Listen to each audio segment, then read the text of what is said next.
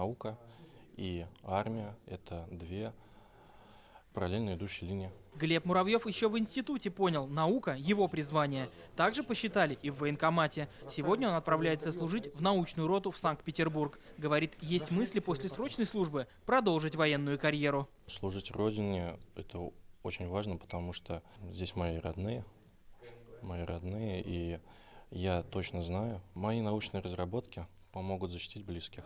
Николай Горынин из семьи военных. Его дедушка, отец и дядя – офицеры российской армии. Николаю 24 года. Он первый из мужчин своего рода отправляется в научную роту. Будет заниматься радиоэлектронной борьбой. В данной научной роте у меня служит товарищ. Он мне сказал, что есть возможность пройти службу в рядах научной роты.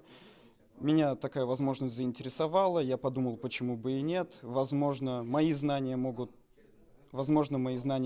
пригодиться моей родине. Сейчас в России функционирует 20 научных рот в Ленинградской, Тамбовской областях и в военном инновационном технополисе «Эра». Сегодня из Татарстана служить туда отправляются 12 ребят. Каждый из них окончил высшее учебное заведение, и на службе они будут не только постигать ратное мастерство, но и заниматься совершенствованием систем радиоэлектронной борьбы, разработкой робототехники и современных композитных бронематериалов.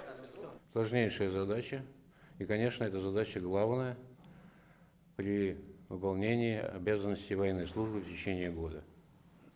Но я хотел бы еще сказать, что каждый из вас должен получить военно-учетную специальность. Вы должны владеть личным оружием, обладать хорошими физическими качествами. Из Татарстана это единственная отправка в научные роты в этот призыв. С 2015 года из республики на такую службу ушли более 100 ребят. Иван Сарафанов, Алмаз Зиадинов, ТНВ, Казань.